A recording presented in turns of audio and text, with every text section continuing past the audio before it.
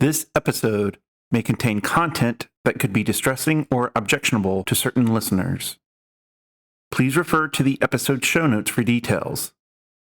Discretion is advised.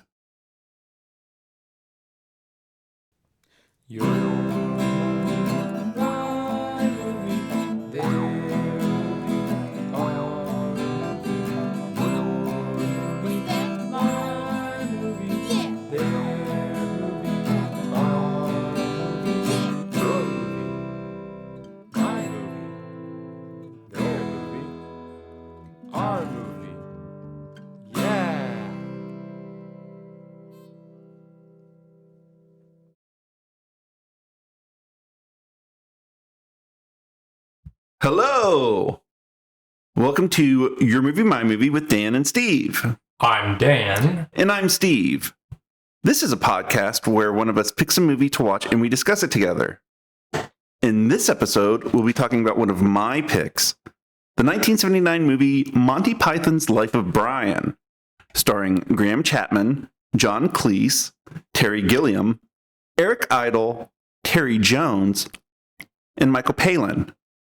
Written by Graham Chapman, John Cleese, Terry Gilliam, Eric Idle, Terry Jones, and Michael Palin. And directed by Terry Jones. We will be talking about spoilers, so if you want to watch the movie first, now's the time to do so. But before we talk about the movie, Dan, who would you recommend? But before we... This might stay in because it's relevant. But before we talk about the movie, Dan, who would you recommend this to? I would recommend this movie to people who are tired of pretending that this world isn't absurd. Okay. And, who are maybe a little tired of the Christmas time nonsense. Uh-huh. There's a lot of good that goes with Christmas time, but there's also a lot of nonsense. So. Like, do you mean the culture war specifically? We'll get into it. Okay, that's fair. So, Steve, who would you recommend this movie to? I recommend this movie to anybody who likes to look on the bright side of life. Very nice. Oh, that was off key. That's okay.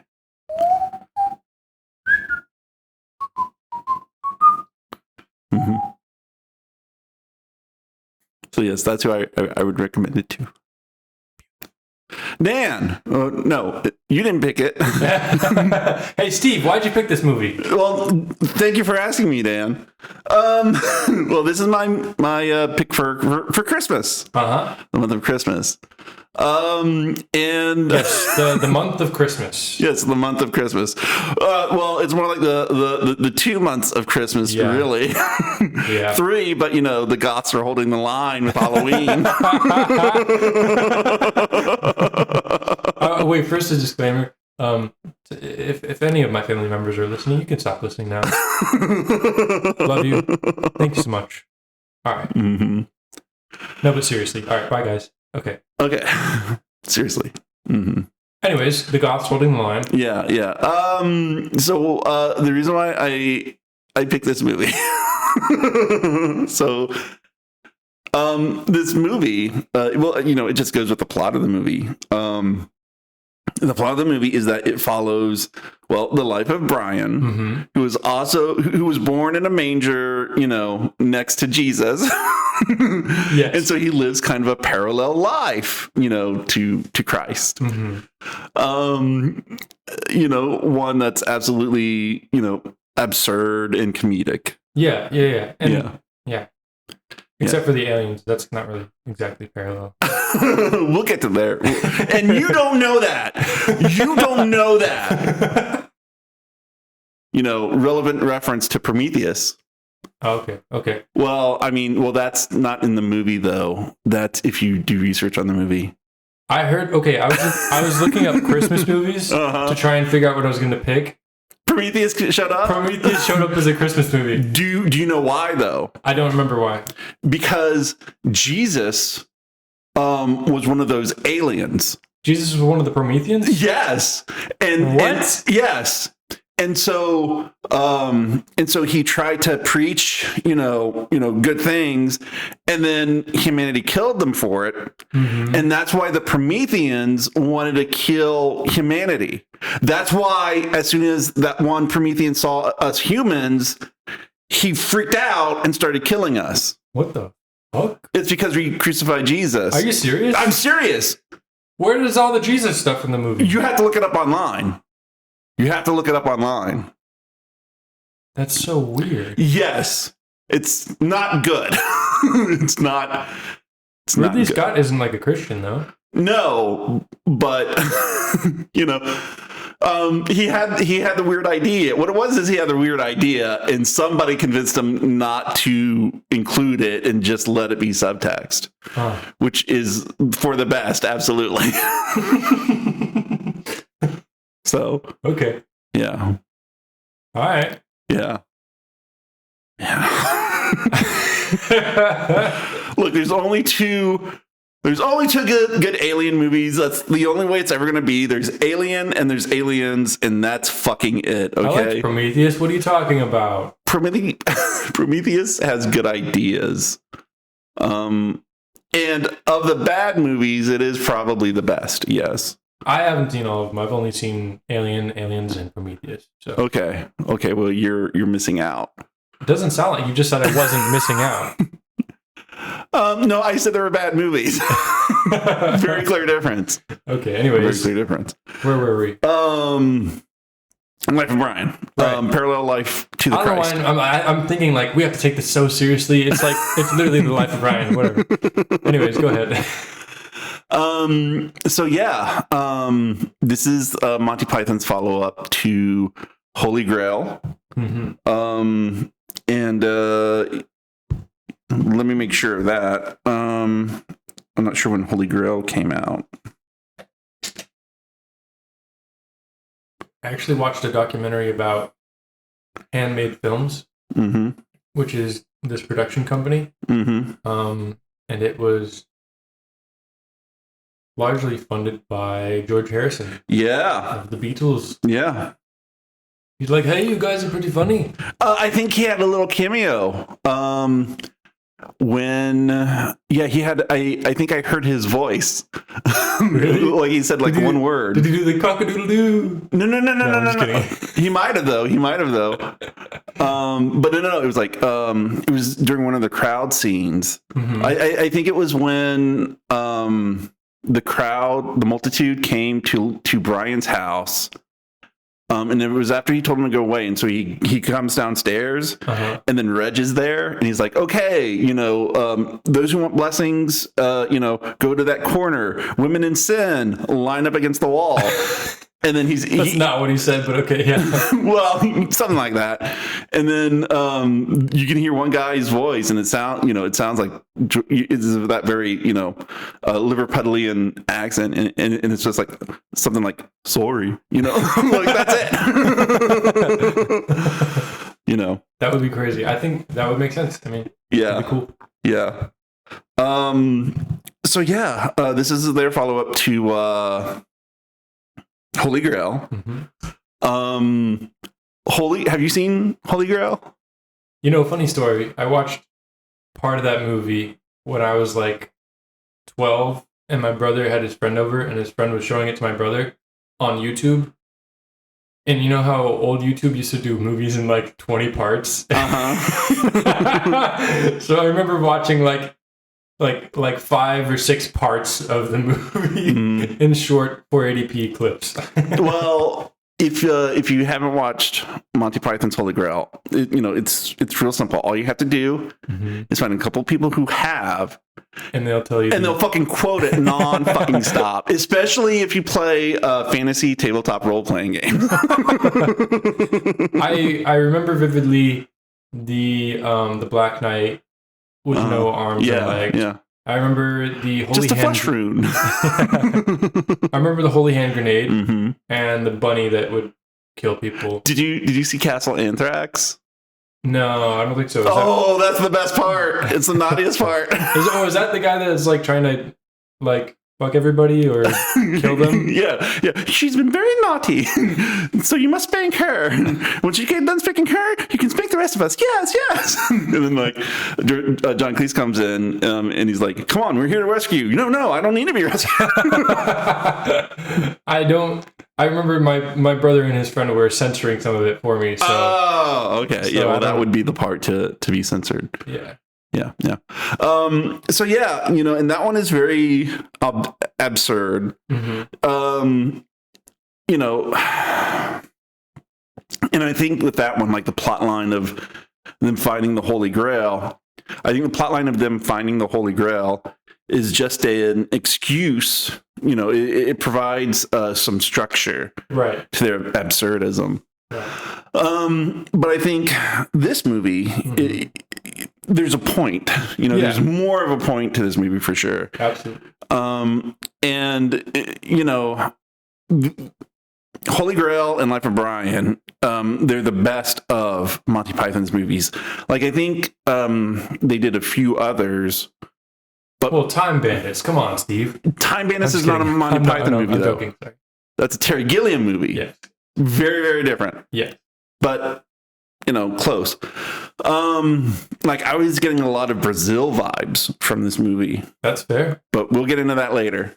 I almost picked Brazil for my Christmas movie. Oh, okay. Anyways. Well, now you definitely can't. No, I can't. Because this comes out after.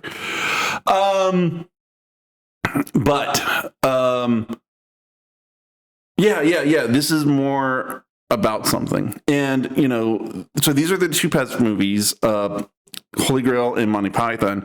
And I think Holy Grail is the more popular one. Mm-hmm. So this is the hipster chick. This is the hipster pick. This is the hipster pick. Yeah. So it's my pick. It's my favorite. You're a hipster, Steve. I totally am a hipster. Mm-hmm. I was a hipster before it was cool. If it ever was cool.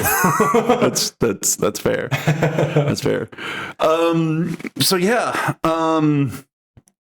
I was a while ago, some time ago, I was doing research on this movie just for fun, and I found out like they don't make fun of Jesus in this movie. That's fair. They're very, very careful not to make fun of Jesus because they did research on Jesus and they're like, hey, he's a pretty good guy.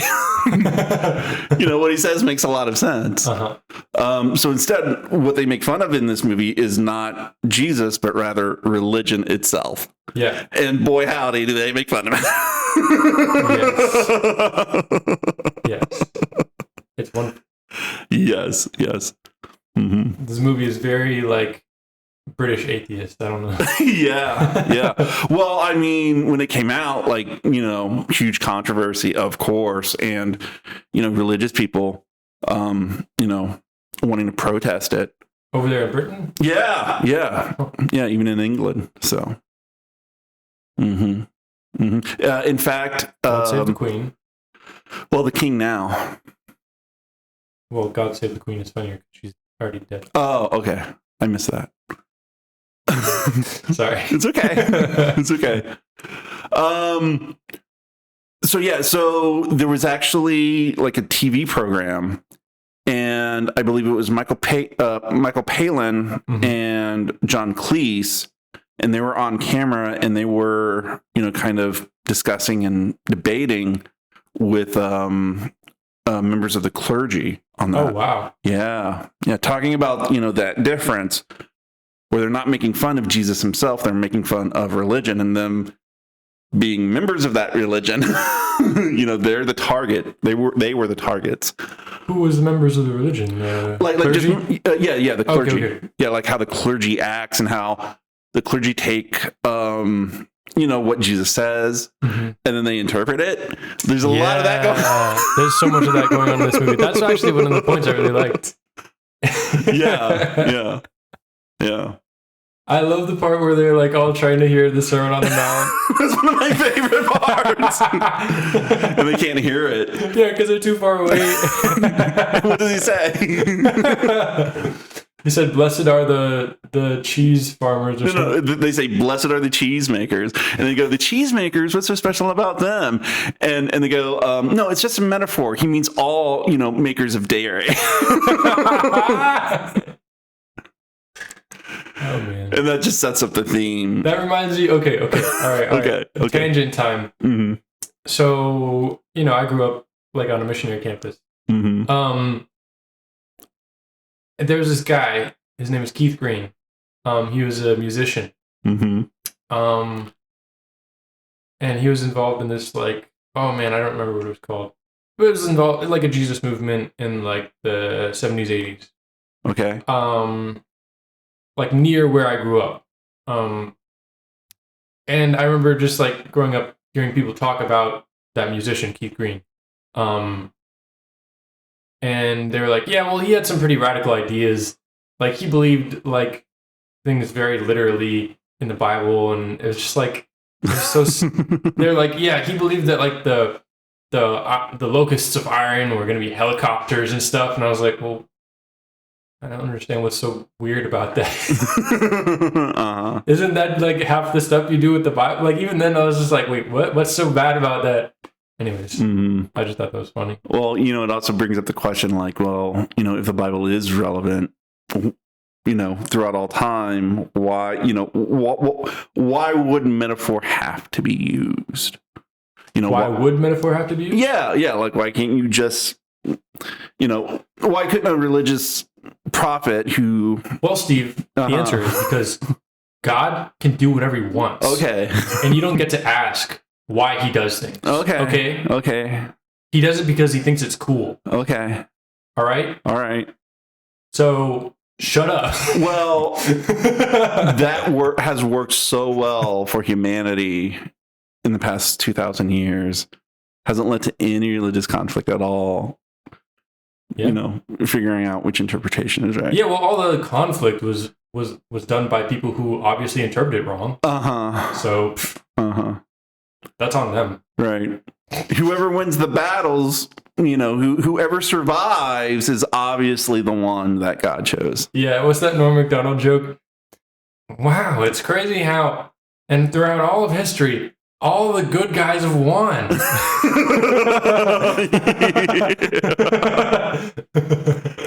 Yep. Yeah. Anyways, sorry. Okay, so how do we want to go about this? I don't know. I think we're doing a good job so far. Okay. What do you want to get to? So, let's just kind of get to the bits. Yeah, sure. So the first bit is the wise men. Oh, yes. Oh, lovely. Showing up to the wrong manger. Yeah. That was weird. The one of them was like, his face was painted. I was like, is this blackface? What is going on? Yes, it's blackface. Oh, yes. Shit. Well, I mean, on one hand, it's blackface. On the other hand, it's comedy and it's absurd. But on the other hand, it's blackface. But the blackface is not the only thing that has not aged well. Yes, that's true. But we'll get to there. Yeah. So, there is a bit of blackface. Must be addressed. Mm-hmm. Blackface is not cool. You can be funny without it. Yeah. No, I mean, different time. So, yeah. But anyways. Anyways. Sorry. I keep throwing it off and then just making you get us back on track. Okay. Don't worry about it. It's fine. The wise men are coming in. It's a very Christmas type scene. There, we have a little beautiful like, what is it called when composite image of the Star of David or Bethlehem or the North Star or whatever, and then the wise men following it, and then they show up to a manger. The wrong one. And it's a quote unquote woman in robes in the manger, just chilling on a chair, and they're like, "Who are you?" and stuff, and they're like, "Your son is the savior." And she's like, "What are you doing in here? Get out of my barn." And they're like, "We have gold, frankincense, and myrrh." And she's like, "Oh, why didn't you say so?" Yeah, myrrh. What's that? Which nobody knows. Yeah, they have to be told nowadays. It's a balm. Oh, get that out of there. That's some wicked animal, isn't it? No, it's not. And then they explain that they're astrologers. He goes, well, what's a sign? Capricorn. Which is, technically true, I suppose. No, he was born in the summer. Well, let's not get into it. Okay. This reminds me of something happened a long time ago. I was part of a political debate forum. Mm-hmm.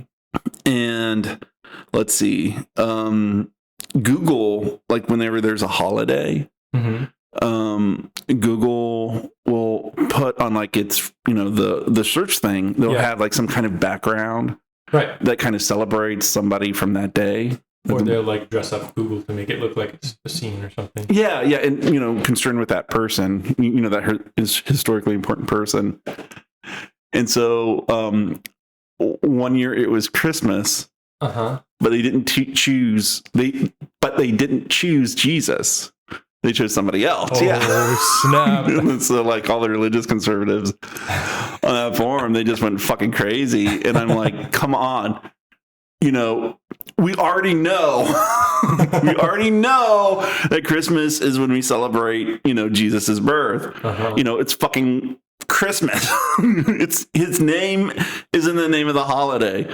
We already know. At this point in time, who does not know?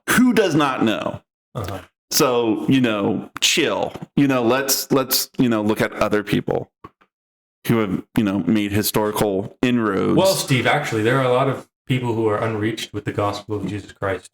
So Google might help.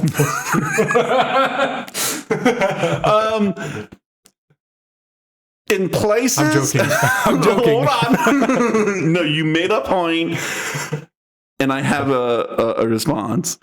My response to that is in places where people are unable to easily learn about Jesus, they're not going to have full access to Google anyway. I know.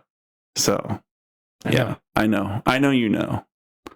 But I have to do my response to my imaginary debate opponent. All right. Yeah. Kapow. Debate 1. Take that, conservatives. Roasted. Boom. Roasted. All right. Anyways. So yeah, Capricorn joke. Yep. This is a Capricorn. And he's the Messiah. Oh, are all Capricorns messiahs? Yeah. No, just him. And then she hurries them out, and then they come back when they realize they made the mistake, and they take all the gifts back, and they shove her by the face. And they rush outside to hand it to the nativity where it's all glowy and nice, and then doesn't she smack the baby? Yeah. She smacks baby Brian. So yeah, that really. And also, she is played by one of the Monty Python cast, so it's a guy. Yeah, I believe it's Terry Jones, if I'm not mistaken. I could be mistaken, but I think it's Terry Jones. I am not familiar with the cast. All I know is Terry Gilliam and John Cleese. Those are the only two people I can recognize. Well, Terry Gilliam, he's not usually in front of the camera, because he usually does like the animation stuff, or he'll do like voiceover stuff, but usually that's it. He was in this a little bit though. Okay. Right? He was like the goblin-ish guy, right? Maybe. I'm gonna look it up right now. Okay. But yeah, John. Hold on. Graham Chapman. He's the one who plays Brian. And then we have John Cleese, who plays Reg, the leader. Well, we'll get to them later. But yeah, Graham Chapman. He's kind of the star of the show because he plays Brian. But it's really an ensemble effort in this movie. Absolutely. Yeah, he's the The guy who's hard of hearing. Yeah, the guy who's hard of hearing. The best way to, yeah. That guy, and that guy's in a few other scenes too, I think. Okay. Or Terry Gilliam is. Yeah. So after the birth, we get to Judea AD 33, Saturday afternoon about tea time. And we see Jesus Christ doing is it called the Beatitudes? I think it's the Sermon on the Mount. Okay, the Sermon on the Mount. Which it includes the Beatitudes. Okay, yeah, and he's going through, blessed are everybody else for blah, blah, blah, blah. And the Greek shall inherit the earth. Sorry, go ahead. Well, like you said, they can't hear, and so they get in an argument over, everybody shushing down just so they can hear. Mm-hmm. And that's when we get, my favorite joke is "Blessed are the cheesemakers." And that's a brick joke because all those people come back in the end for the crucifixion. A brick joke? What's the brick joke? Is that like a joke that comes back in the end? Yeah. What is it? Why is it called a brick joke? I'm glad you asked, so I can look it up. Oh, okay. It's like a falling brick where you drop it at the beginning, and then it takes time to fall, and then at the end, yeah, it's something like that. Also, I had caffeine before recording this. So. That's okay. I'm trying to maintain my energy. And so then we get into I'm such a terrible person. What? Because so I'm in the Real Play Games podcast. Yes. And which I listen to. It's great. Yeah, it's me as a player doing tabletop role-playing games. Run by my friend Game Master John. And one of the jokes I make about it is that if I was ever to do a promo for it, I'd be, you can listen to me being surprisingly misogynistic to fictional women on that podcast.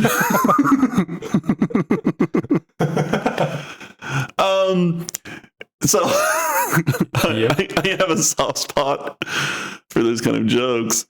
And what happens is during that scene... You have a soft spot for misogynistic jokes. Yes, I do. I'm glad you have a soft spot for that. Yeah. I'm glad you're maintaining your sensitivity to... Hey, they're fictional, okay? I mean, it's fictional. All right? It's fine. It's real. I'm making fun of you. It's fine. I know you are, but I still have to defend myself. Okay. Because what happens is, they get into a bit of a fight, and then instead of punching the guy, he punches the woman, and then he says, silly bitch getting in the way.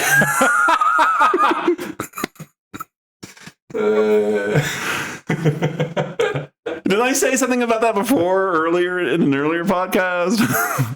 Or what, misogynistic jokes? Well, women need to stay out of the fight or they're going to get hit. Oh, yeah, you did. That was like last episode. Okay. I think. Okay. No, not last. It was a Snowpiercer episode, I think. Okay.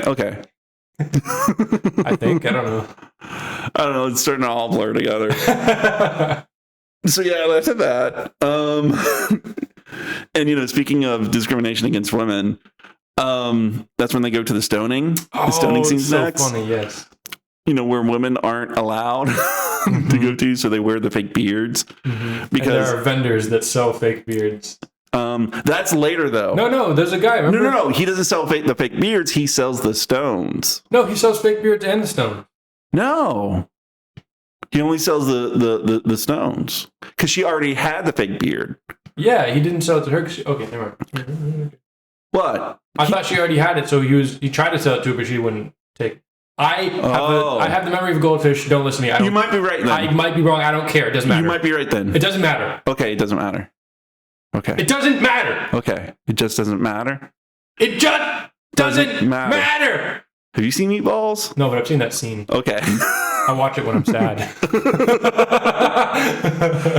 Okay. We will have to watch that whole movie. Uh-huh. But I think they also made like 3 sequels to it. Oh my gosh. which are a little insane. Not good either. Yeah, that doesn't sound good. No, not at all. I mean, the first one doesn't even look that good. I mean, it is what it is. It's a cheap, teen coming of age, sex romp comedy. So, barely written. Ivan Reitman directed it, I believe. Ivan Unwritten Man. Mm-hmm. Who directed Heavy Metal. Oh, okay. And Ghostbusters. Ah, okay. Yeah, that Ivan Reitman. Ghostbusters, the first one? Yeah. Okay. Mm-hmm. Anyway. Anyways. So yeah, the stoning scene where this guy, they can't wait to go to the stoning because it's a lot more entertaining than Jesus' Sermon on the Mount. And the only people there are the women in the fake beards. Wait, I'm sorry. Okay. Wait, I can't. I forgot a bit. I can't pass it up. Okay. They're like, he said the meek shall inherit the earth. Well, I'm glad to see they're getting something. And then we like pan around, and it's like it's John Cleese's character as part of I don't remember their name. The high priest, basically. Yeah. And they're like, it's really a shame that he doesn't realize it's actually the meek who are the problem. Oh, okay, yeah. Oh, no. That wasn't him as a high priest. That was him as Reg, the member of the People's Front of Judea. That's what I was trying to remember the name of. Yeah. Okay, yeah. So we get that little setup right there. Yeah. Yeah, and then we get to the stoning scene. Yes. Where this guy, he's about to get stoned for taking the name of the Lord in vain. And, they're all women with the fake beards. Even the male actors pretending to be women. Because that's what happens in these comedies. It's hilarious. It's great. And then, he was like, all I said was this halibut was fit for Jehovah. And someone throws a rock, and he's like, not yet. We haven't started yet. And so, yes, for taking the name of Jehovah in vain, and then somebody throws a rock at him. Yes. And it just, they just can't wait to kill somebody. They don't even care who they kill. Mm-hmm. And I mean, this bit is great because it shows the hypocrisy of, clergymen, basically, because they're going to kill this guy for, taking Jehovah's name in vain. And then all the time as he's trying to explain it, he does it himself. Mm-hmm. And so then they punish him for it.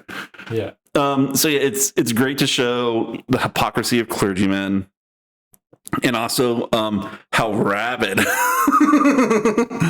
religious people can be. You just need an excuse. Just give me an excuse. I think that's just everybody in general. That's true too. Mm-hmm. But in this movie specifically, religious people, yes. Yes, absolutely. So that was that bit. And then the next bit we get is the ex-leper. Yes, that was so funny. There's this guy, and he's like, they're walking through a passageway out in the streets, mm-hmm. and the passageway is lined with begging lepers. Mm-hmm. But there's one guy who looks like, healthy skin and like well-bodied, and he's still begging. And he ends up following Brian and his mother. Yeah, they go like, leper, alms for the poor, alms for the lepers. And he's like, ex-leper here. And he's like, yeah, some guy named Jesus healed me, and now I can't make a living off of my livelihood. Yeah. I thought about going back to him and seeing if he could like just maybe break a leg so I would have, something to beg about, but, it wouldn't be as, annoying as having leprosy. It's very funny. So, yeah. That's a funny bit. What do you think it's trying to say? What do you think the message for that bit is? I mean, that's pretty anti-poor joke, I think. Anti-working class. It's like, yeah, now you're able-bodied, so now you got to go out and earn a living now. Mm-hmm. Mm-hmm. Let I yourself guess. be exploited. I don't know what you're saying. Well, we provide alms for those who aren't able-bodied. But now he is able-bodied. So now he has to go out and work. But he hasn't acquired any skills. He doesn't have a trade. All he knows is begging. So teach a man to beg, and he'll never go home. Basically, yeah. Well, it's the importance of... But if you give a beggar a fish... I'm sorry. Yeah, every day he eats. Yeah, that's exactly what I'm saying. I'm sorry. It's funny? I don't actually understand what you're saying. You and I together, we make the same metaphors that George W. Bush does. I'm confused. Like, I wasn't sure if they were saying, like, there's a problem with beggars who don't actually need to beg, and who just do it as their livelihood. Well, he doesn't know anything else. This is the only trade he knows, begging. Yeah. But now he's in a position where he can physically do more. But he doesn't have that knowledge. He doesn't know a trade. You think that's what they're trying to say? I think so. I don't know if they're trying to say anything in that joke. I don't know. Maybe. Yes, but I don't want to just be, hey, isn't that funny? I want to kind of analyze these bits and see if, what we can glean from them. It is an interesting idea as far as... Yeah, but I don't know. I couldn't come up with a clear answer. And I mean, what does it say about... So it's... in this interpretation, of the text, yes, you're saying that they are criticizing society for not giving people skills to elevate themselves. Yes. Okay. Yes. Yeah. My interpretation is that they're just saying that people shouldn't beg for a living if they can do other things. They're able to. But he wasn't able to do things before. Yeah. But he is now. Yeah.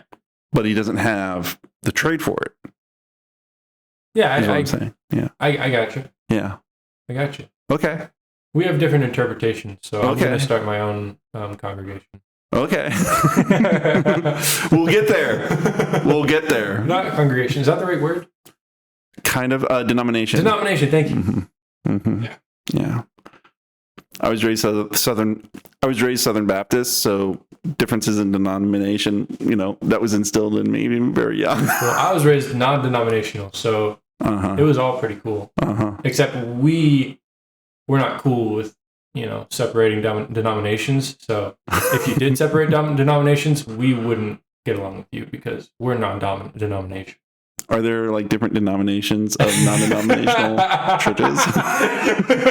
I think there probably are. They just don't have a name, so they're not really nominal or whatever. Okay. Okay. But if I'm sure if one non-denominational church was cool with gays and one wasn't, then they wouldn't get along. So they might have to, denote their unreformed, non-denominational, fundamentalist, non-denominational. Exactly. Yeah. This is some next level religious comedy we're getting into here. Yeah. Yeah. Okay. So the next bit. Wait. Sorry. I also grew up originally until I was 3. I went to a Methodist church. Okay. And they're currently trying to decide whether or not to split because of the gay issue. So that's just a funny added bonus. Well, I know another big thing now is women clergy members. Yeah, well, that's always a big issue. Yeah, for some reason. Well, I wonder what organized religion has historically been. What kind of structures it traditionally supports over others. Yeah. I wonder which ones. Yeah. There's God. Okay, Greta Gerwig. Sorry. Wait, she's the Hollywood actor. Yeah, she made Barbie. Yeah, you're thinking about. Okay, yeah. which I am not in supportive of. I thought you meant Greta Thunberg. Yeah, I wasn't talking about Greta Thunberg. That's okay. She's like the there's too many Gretas. There's one too many Gretas for right wingers to hate, I guess. Yeah. I don't hate Greta Gerwig, just on the record. Okay. Okay. Yeah. Or Greta Thunberg. I don't. Yeah. Mm-hmm. I don't either. Oh yeah. I recently read an article. This is not me saying it, although I do think it's true. But I read an article where they were like, so, Christian clergy members, they talk about, they preach, charity and forgiveness, which is what Jesus taught. And then the right wingers, they come up to them and they're like, you know what? We're not having any of that liberal shit. I didn't come to church to listen to that liberal shit, that liberal bullshit that Jesus said. I'm not here. I don't go to church for that. Exactly. You've heard about the churches that are like that, like where a pastor's just talking about Jesus and they're like, this is too woke. Yeah. That's it. Jesus is too liberal. Yeah. But I will say, this is my, critique of people with the attitude that I have.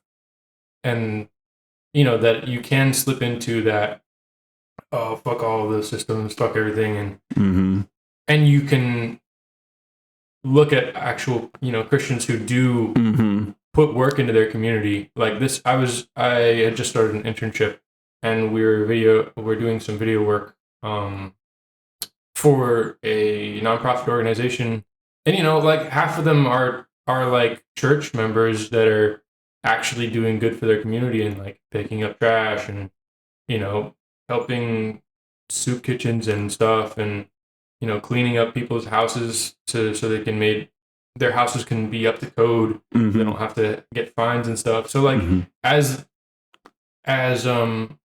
critical as I am, it's more valuable to do something, even if you're doing it because of an ideology, than to not do good. Well, that's also individual action as opposed to action that's organized and. Well, no, but then what I'm saying is it's organized action. With churches organized, it's better. You can. Do you get what I'm saying? I think I get what you're saying, which is it's better if people do good by following a belief where there are bad actors within it.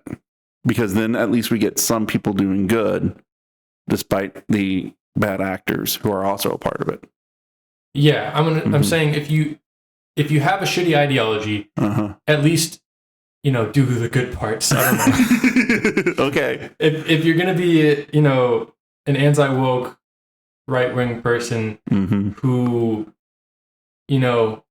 is against everything, but you're also like a Christian and you say you uphold Christian values, but you don't help your community and you don't help people, then you're just worthless.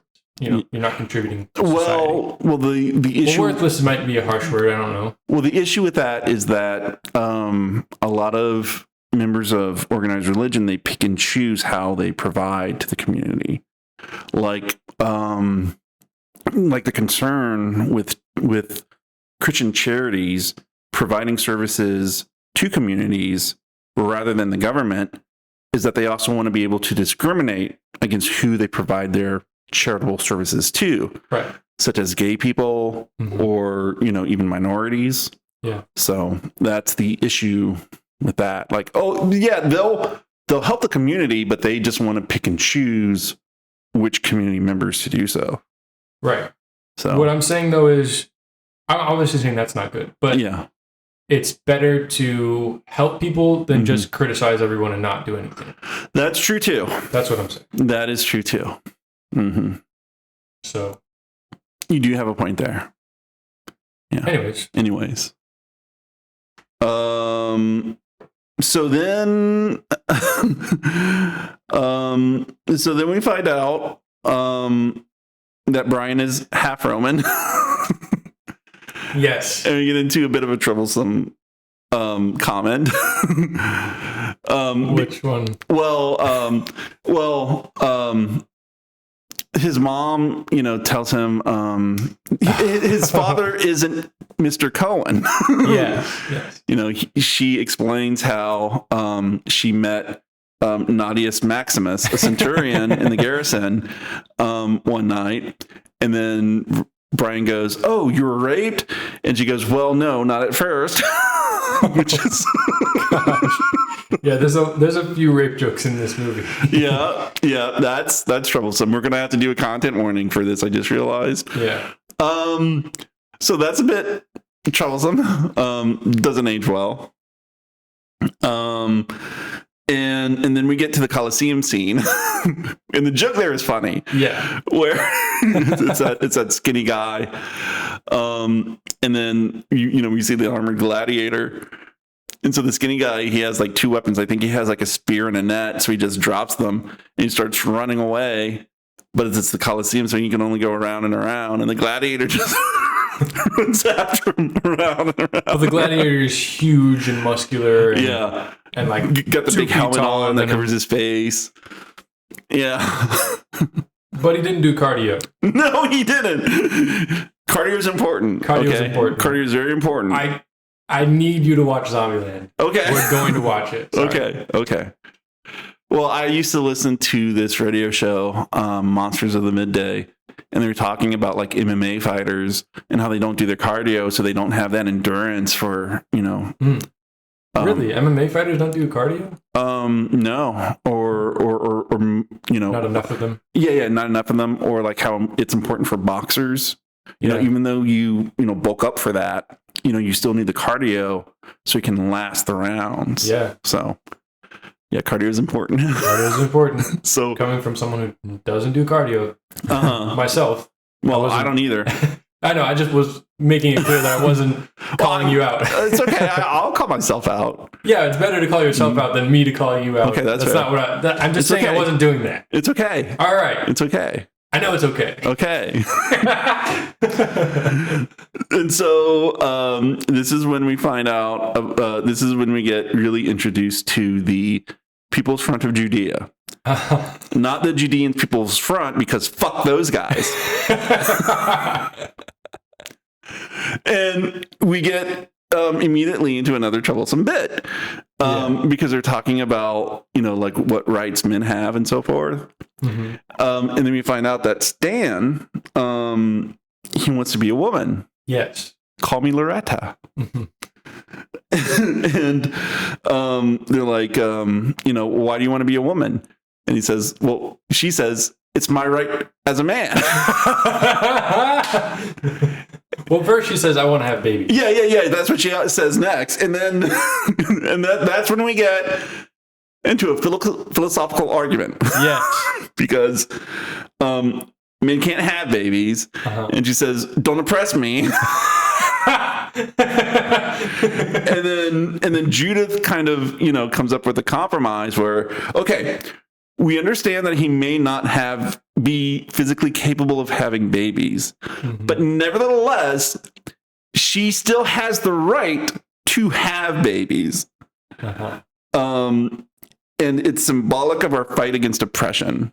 Uh-huh. And then he says it's symbolic of his break from reality, basically. Yeah. So that's a little troublesome in today's day and age. Although it's like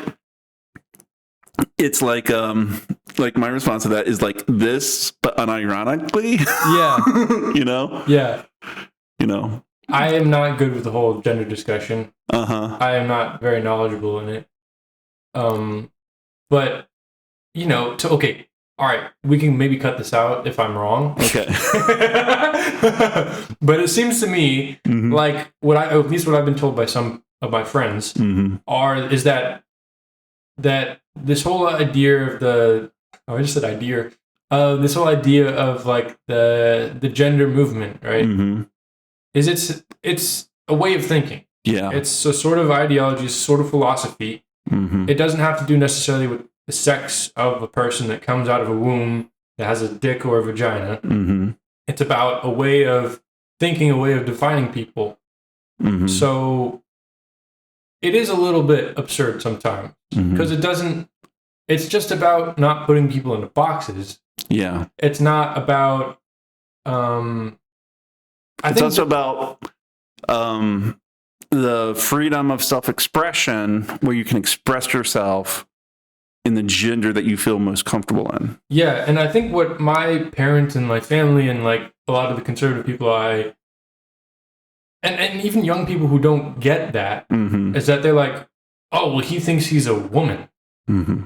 Like, but he's not. He has a dick, so obviously he's not a woman. But it's not saying that that person doesn't know they have a dick. It's saying that that person doesn't want to be defined by that. Yeah. They want to make up their own definition for themselves. Yeah. And they know they have a penis. And they're not denying that they have a penis or that they were born with a penis. Or that they're unable to have babies. Sure. Yeah.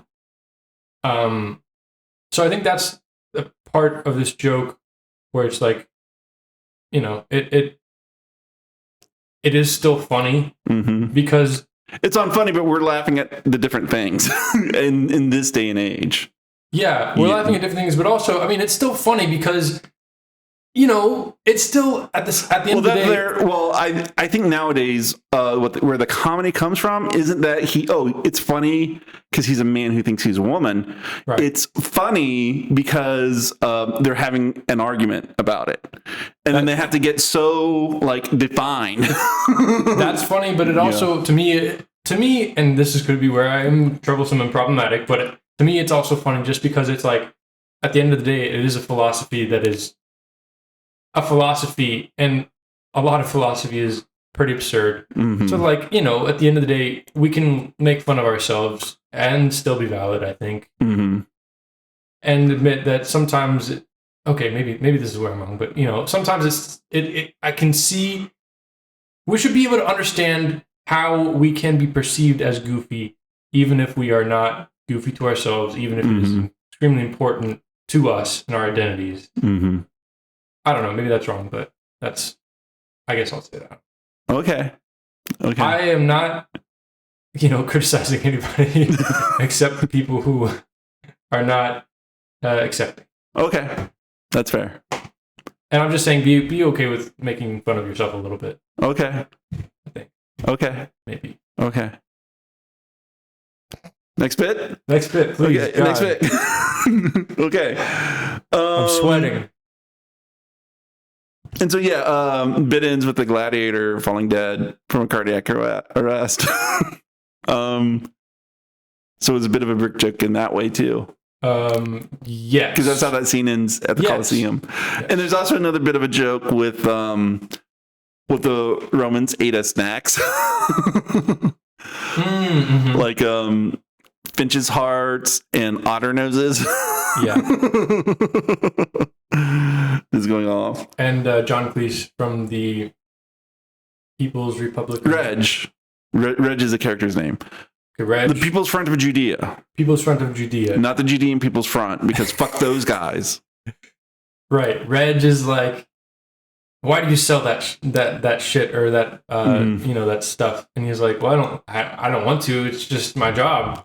I'm Jewish. I don't want to sell this stuff. Well, it's also funny because in this movie, Brian gets awfully choosy about whether he's a Jew or if he's which kind of gets us into, what is it, code switching? Brian tries to code switch. I don't know if it's code switching or just trying to survive. Well, I mean, which is 6 of one, half dozen of the other. That's true. That's true. Because I code switch myself. Yeah. I can talk reasonably, but I'm from the Everglades. Redneck Central. So it's like, hi, how are you? That's fair. Yeah. What you doing here? Oh, I ain't doing nothing. Fixing to go home. Yeah. And I guess for some people it isn't important to code switch. Yeah. Because it's, can be important. Not this isn't a good thing, but it can be important to code switch for like to be seen as professional Mm-hmm. and stuff like that, which is, I would say, a flaw. Whatever. Yeah. You've seen The Departed, right? Yeah. They even have a scene talking about code switching where it's Martin Sheen and then Mark Wahlberg, and then they're interviewing Leonardo DiCaprio to see if he can go undercover.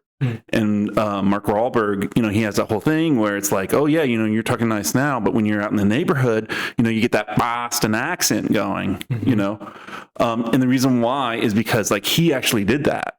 Mark Wahlberg did that, so that's why he made sure that was included in the scene. What do you mean he actually did that? He would do code switching when he was younger. Yeah. Yeah. When he wasn't beating the shit out of old people. Yeah, old Vietnamese vendors. Yeah. Anyways. Yeah. Yeah. Fuck Mark Wahlberg. Yeah. Pretty much. Sorry. It's okay. That still doesn't. He also tried to get that taken off his record. Yeah. Which is crazy. Yeah.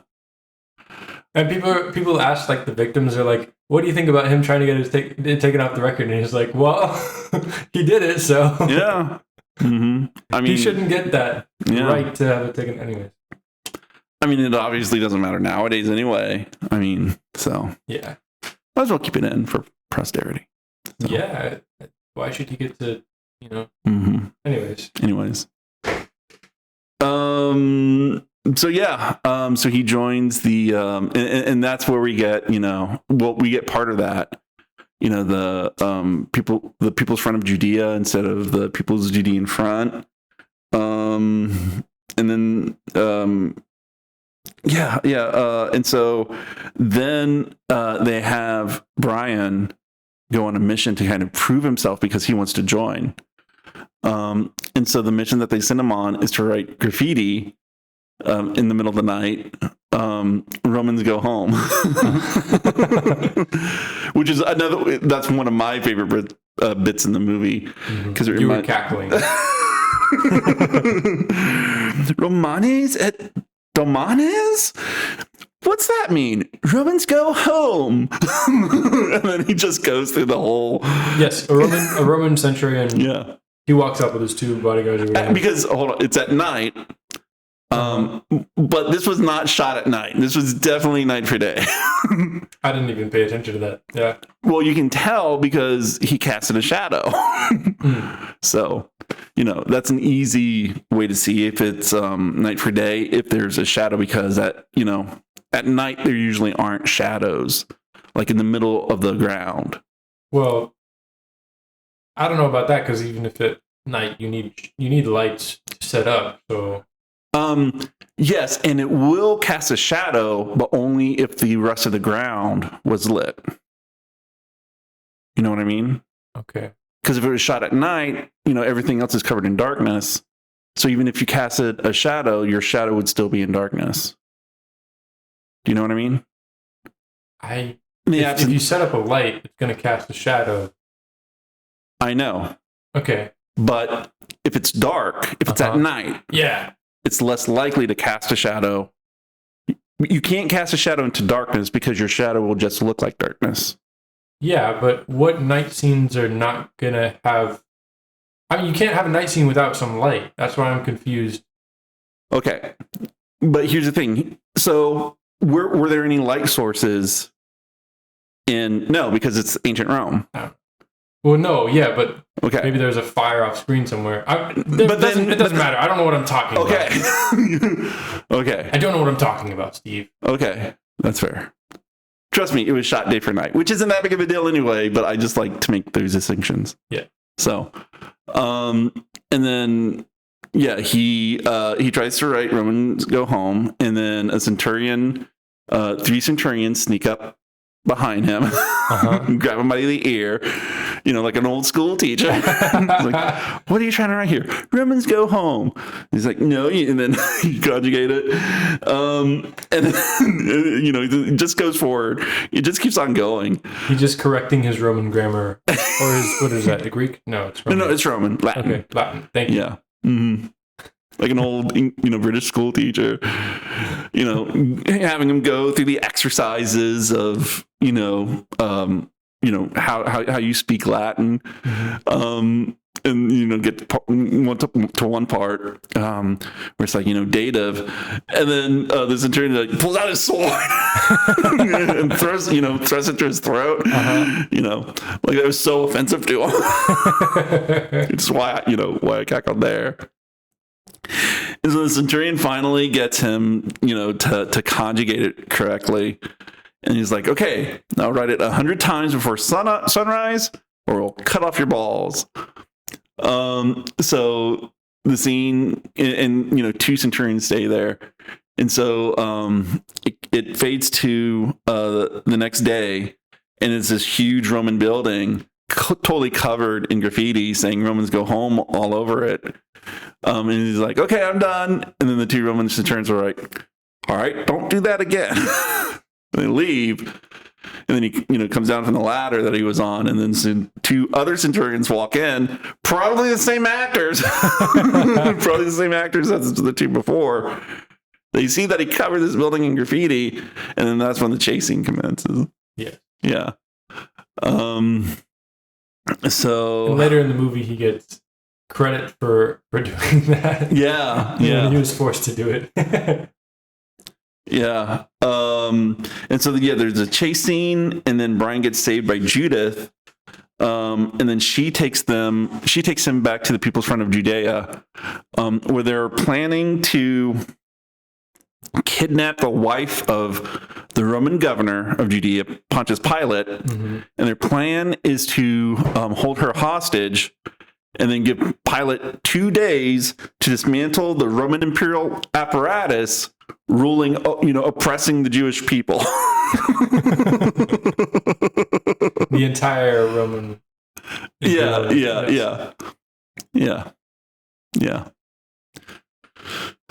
And if he didn't, then they'll cut her up into bits. Yeah, they'll cut her bits off and then send them to him. Yeah. Mm-hmm. Yeah. And they will be impervious to blackmail. Which I thought was really funny. It's like that they would have to specify that.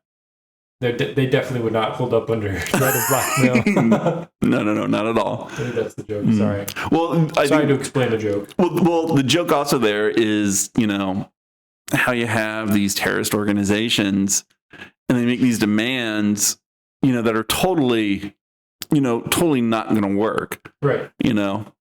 So there's that bit. And then they go into, well, what have the Romans ever given us? Which is, that's my favorite.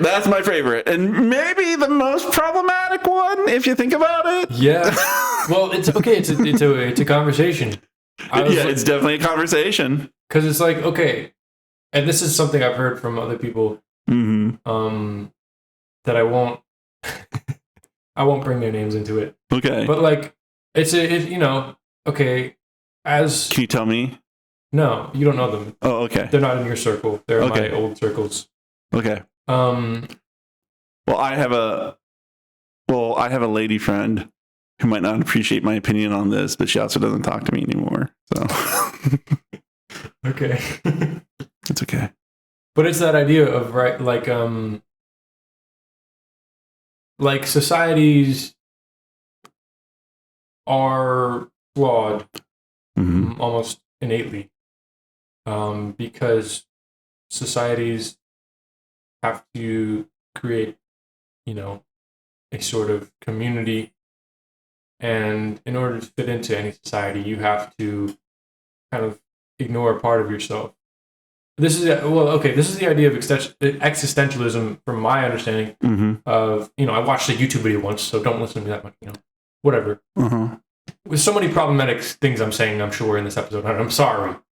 Hey, this is not going to be the last of the problematic picks. Yeah. Don't worry, we'll come up with one. We'll be way too problematic, so don't worry. Okay. All right. Well, yeah. Please don't cancel me. I want to live. Anyways, but like, okay, there's that idea, right? Of like, okay, yes, colonialism is awful and imperialism is awful, and because it's what it is different societies develop at different paces, and so those societies that are more developed tend to exploit, in different ways and fashions, other societies that are lesser developed, not culturally, but usually technologically. Because that's all the things that, they're praising that the Romans brought them. The aqueduct, sanitation, the roads, irrigation, medicine, education, the wine, public baths, and public order. And, most of those, I think, like the only thing not, it would be education and public order. Most of those are just scientific developments, technological developments. And one society providing that to another society is not a bad thing. Right. What the bad thing is when the more developed society uses it for exploitation. Not giving them their rights of self-determination. And then thinking that, just because they have these technological advancements, their culture is better. And so, or they're more valuable as humans somehow. Yeah, that too. And so what happens is they should push out the culture of the less technologically developed society. And so, that other culture brings in the trappings of the more of the hegemon, basically. Yeah, like that's a great way of saying it. Yeah, much better than what gibberish I was going to say. It's okay. It's okay. That's what happened in Japan. When Japan opened up in the early 1800s, it was Japan had what do you call it?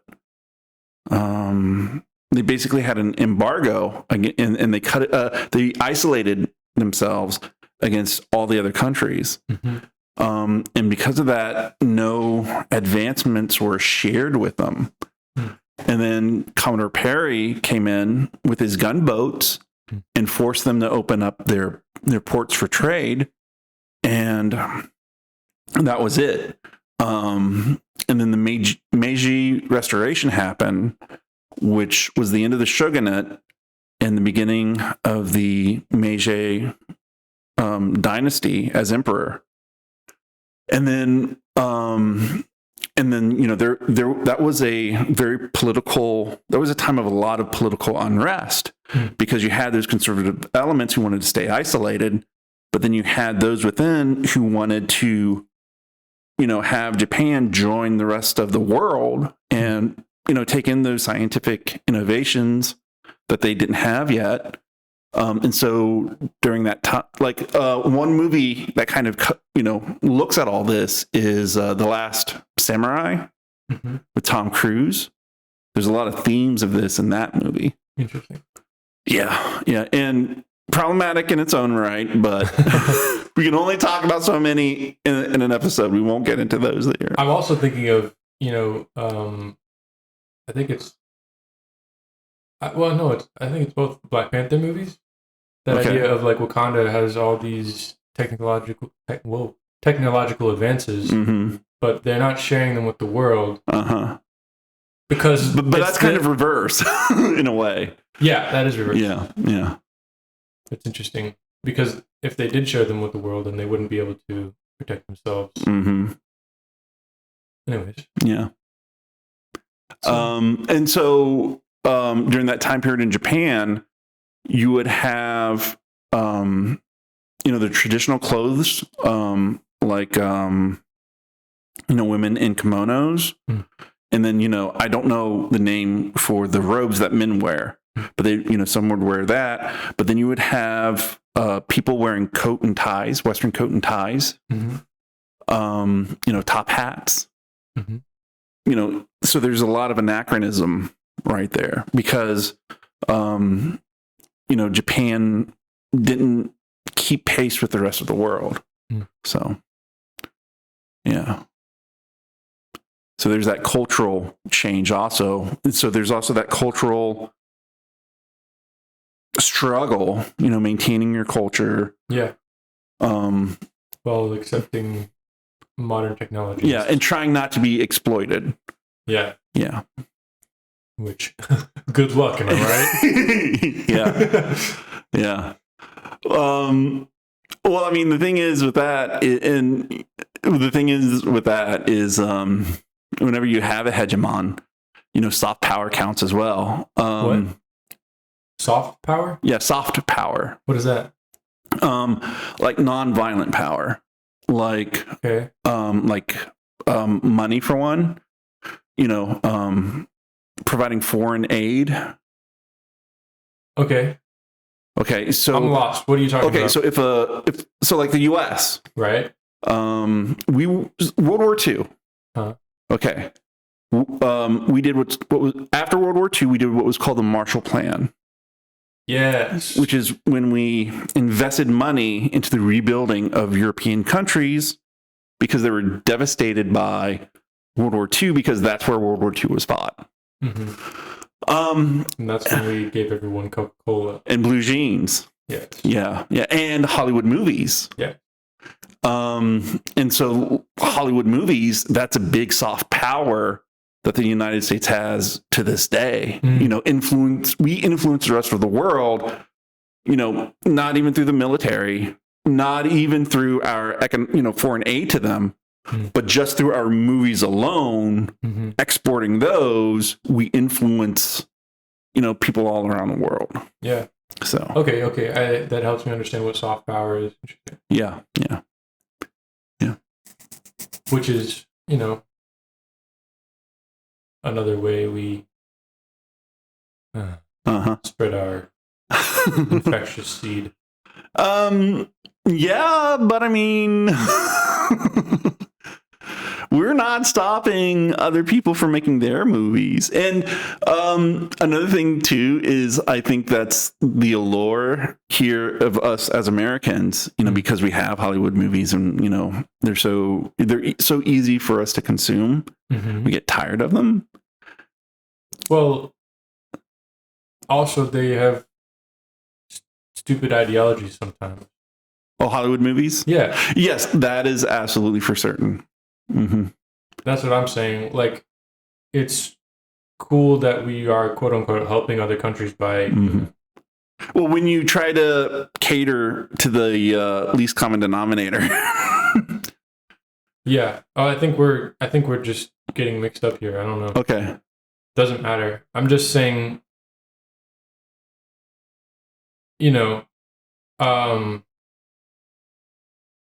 What am I saying? Okay. I don't know. Doesn't matter. Okay. You're doing good. We're doing good. This is a good episode. Thank you.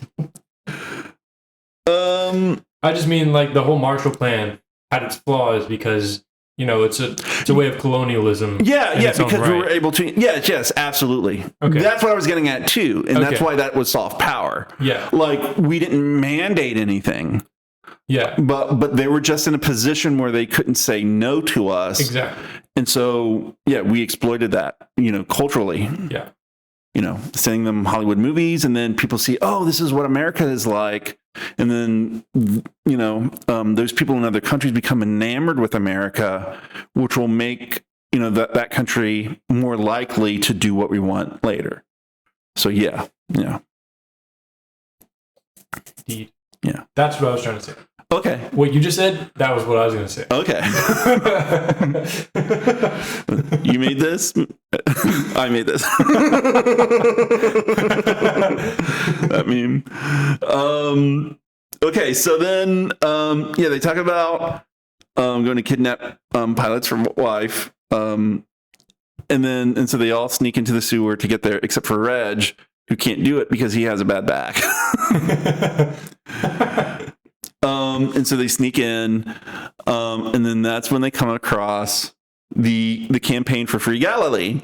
Yeah. Who are also there to kidnap Pontius's wife and make demands of Rome. And so they were like, we were here first. And, no, you weren't. Yes, we did. We thought of it first. We thought of it months back. No, you didn't. And so they, start to fight. And then Brian says, we should be struggling together. And then go, we are. Which is a great bit about how,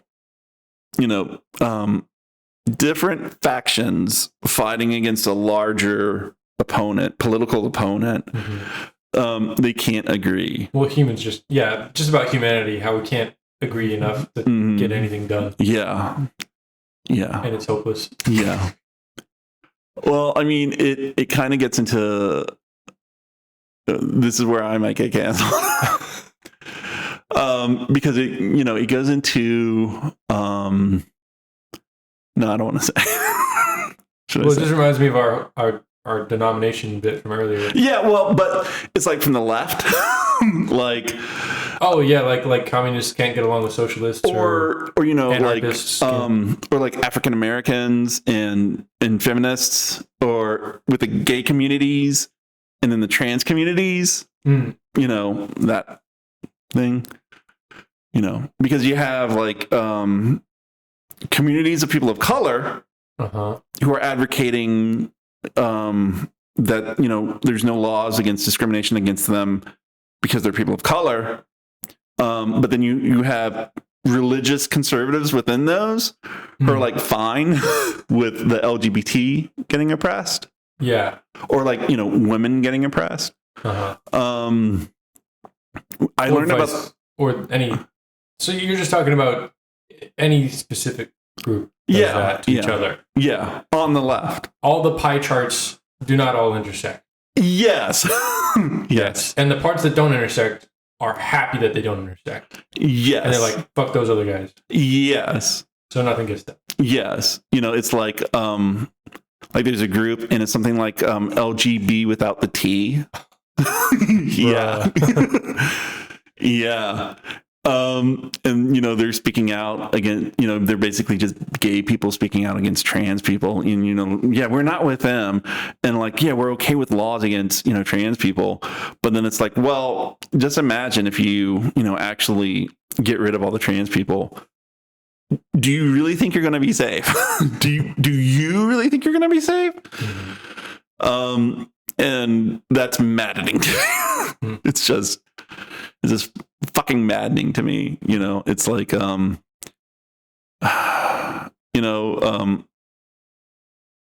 there's a saying, the powerful, those in power are so interested in getting you to fight a race war that it makes you ignore the class war, and kind of regards with that, the cancel culture, and it's like, they're distracting us, guys. Exactly. They're distracting us about race and gender so they can keep exploiting us for money. All those space balloons or whatever, they're distracting us. Yes. It's okay. Anyways, but no, and that's the whole idea between the left and right fighting against each other. They're really, the left and right are not, to quote Noam Chomsky or whatever, I don't know if Noam Chomsky, I don't know what the fuck I'm talking about. It's okay. But I talk out of my ass all the time anyway. The idea that, Democrats and Republicans in the United States are fighting against each other is irrelevant because both of them uphold the same values of the corporations at the end of the day. And even if the Democrats took over, which, whatever, they're still not going to be able to change the corporations because the corporations are really the ones who are running the country. Yeah. Like if today's Democrats, if they were in charge, people wouldn't be discriminated against because of their ethnicity or their sexuality or their gender. But they will not support unions.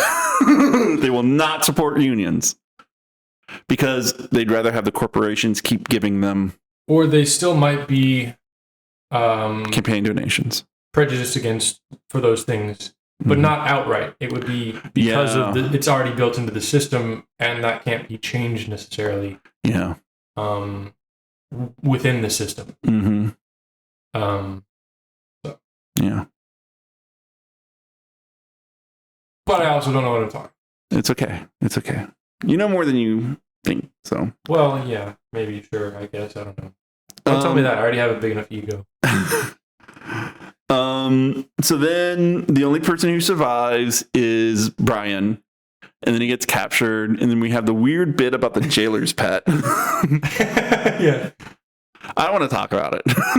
It wasn't that funny, honestly. No, it wasn't that funny. It wasn't that funny, but it does kind of remind me. Have you seen The Hateful Eight? No.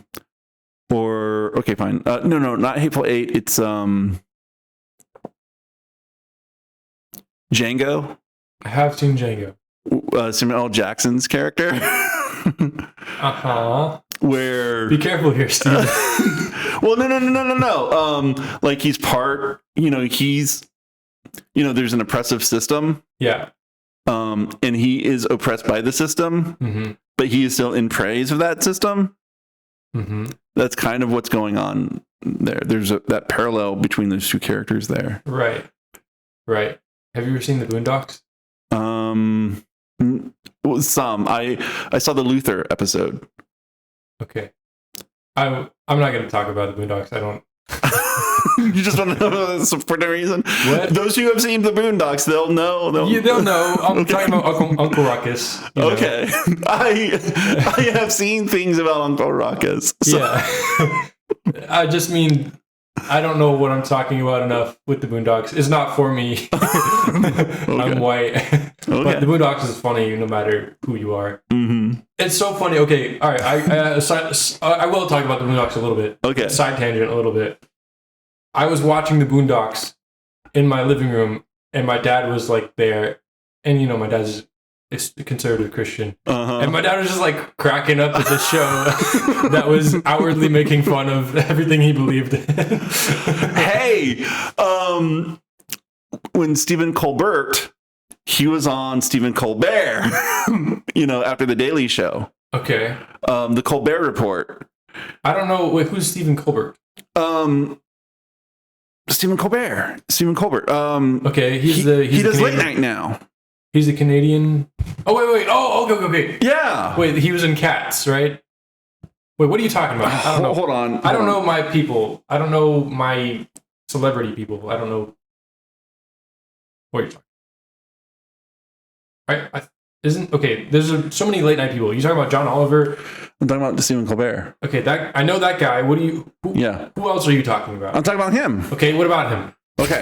God damn it. He had a show after Jon Stewart. Jon Stewart took over for the Daily Show. Okay. And Stephen, his real last name is pronounced Colbert. Okay. But his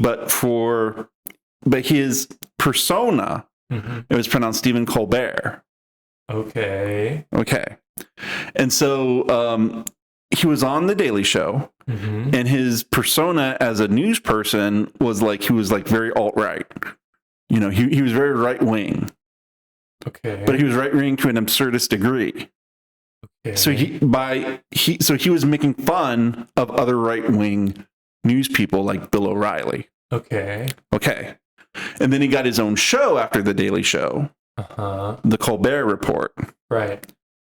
And he still maintained his right-wing newscaster, persona.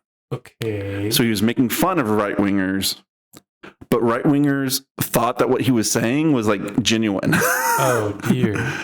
So much so that for the Washington Press, thing that they do every year where the president gets roasted during the George W. Bush years. He was invited once. Now in real life, he's like super liberal. Yeah. But his persona was very right wing. Yeah. And they took it genuinely. And this is where sarcasm can get you into trouble. Yes. Because, okay. Yes. The Archie Bunker effect. The Archie Bunker effect. Well, it's also like, okay, there's like a comedian guy. I don't remember his name. I was listening to WTF, the Mark Maron podcast, and he had this guy on, I forget his name. But he wrote a book. I think it was the episode with Jeff Charlotte, a reporter, where he was in a room full of like New York people at like a book signing or something, and he was talking about how afraid he was of the extremism, the religious extremism of the sort of conservative far right. And he's gone across the country and wrote a book about it. And one of the New York guys was like, well, don't you think that like I don't think we're moving in that bad of a direction, because like we have artists like Lil Nas X who are, challenging the status quo, being gay, being a cowboy, and like being blatantly so or whatever like that. And this guy, again, I think it's Jeff Charlotte. You can just say the reporter. The reporter, but I mean, I want to give credit. I think it's him. Okay. Was like, well, I think the people I met while I was researching this book would be perfectly fine with loving Lil Nas X's music and art and content, and still at the same time keeping their ideology and their intense hatred and bigotry. Yeah. At the same time, and they wouldn't be affected enough by the art in order to stop. Or it wouldn't penetrate through their way of thinking. Yeah, that's true, because sometimes a lot of people can have a blind eye to themselves. Like, somebody can be portrayed as racist, and then a racist will say, well, that's not me. Exactly. I'm not that bad. Exactly. My racism is totally justified. So, number one, I'm not like them. Number two, I'm still better than them. And I mean, it's a sliding scale, because I think we're all guilty of that, and to an extent, like I'm guilty of that, I'm sure. But, again, it's a sliding scale. So the extreme end is people are willing to be violent against other people and will still enjoy that person's art and point of view. Yeah, for sure. While saying that they're a degenerate type thing. Yeah. Craziness. I just wanted to make that point because I remember that and I thought it was a really cool tie-in. No, that's a very good point. So, with the character in the life of Brian, who's hanging upside down. Yeah. And like, oh, the Romans are wonderful. You should be so lucky as to be crucified. Yes. Oh, to be spat in the face. I would love that. Terrific race, the Romans. Was it him that said that? Because I wrote that down too. Yeah, I think so. So then, Brian gets taken to meet with Pilate. And that's where we get the biggest, dickest joke. Yes, oh my gosh. That was that bit. There are a few bits that went on longer than I thought they needed to. Yeah. That was one of them, but it's still fun. Yeah. Well, part of the fun is to see whether or not the actors will crack or not. Yeah. And I think Michael Palin, he gives a little smile at one point. You can just see he's about to crack, but he doesn't. Just in the nick of time, he stays in character, which is great. I was talking about the part where he's outside giving the speech. Yeah. That went on. But that was set up for a plot point, though. Yeah. When Brian is sent to get crucified, and they say, well, who do you want to be crucified? And I think it was like, what was it? It was like Ronald, Wanold. And John Cleese, the centurion, is there, and he's like, we don't have that. Wanold was not within our winks. Yeah, who else? And eventually, it gets to Brian, and he's like, we know that there's no Brian here, and because of that, we're not going to release anybody. And then John Cleese says, wait, we do have a Brian. We do have a Brian. So, yeah, that was a good setup for that. No, but in the scene, whenever it is funny, whenever they're inside. I also love when he's like, when Brian is brought before Pontius Pilate, and Pontius Pilate is like, throw him down. Should I throw him down again, sir? Yeah. And John Cleese, keeps slapping him. Yes, but it's a funny because it's like an uphand, and it's like a backhand but up, and it's like such a graceful slap. Yeah. It's like almost like a flamboyant slap. It's just yeah, good scene, good. What do you call it? Good sight gags. Yes. Yeah. And the stacking on stacking, their hat on a hat, and just upping the ante and upping the stakes of the comedic scene. Yeah. And whenever they start chuckling, and he sends one off to get crucified, and then he looks at the rest of them, and he tries to get one to laugh. And then at that point, Brian sneaks away while they're laughing, and then they run after him. So there's this little chase scene. Oh my gosh, yeah. And then let's see. They're chasing him. He goes up. Up to a tower that's still being built. And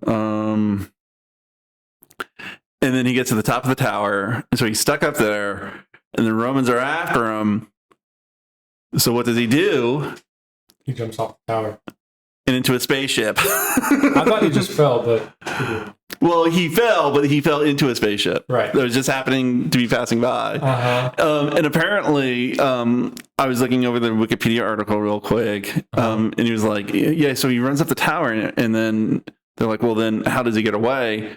And then Terry Jones, the director, is just like, "Well, I guess a spaceship saves him." So that's how they came up with that sequence. That is insane. Yeah. I do want to talk about the visual storytelling of that scene, though. Okay. Because we have this silly kind of like happy-go-lucky guy on top of the spiral staircase to nothingness, and we see him working, kind of just hammering a plank, and then he looks around, and then he accidentally drops the hammer, and we see the hammer fall and hit the ground or whatever. And then we see, Brian running up the stairs, and it's a great setup. It's just a great visual setup. Yeah. It's not like it's super complicated or anything, but it's, simple. And I don't know, it just works well. Well, the funny thing about that, so he's in the spaceship, okay? And then, the spaceship is being flown by aliens with 3 arms, and the third arm is where their neck is, and they have a hand, and they're holding their single eyeball. And they're flying around, and they're being chased by another spaceship, and they're being shot by lasers with Brian in it. And so when they get hit, they crash land, just a few streets down.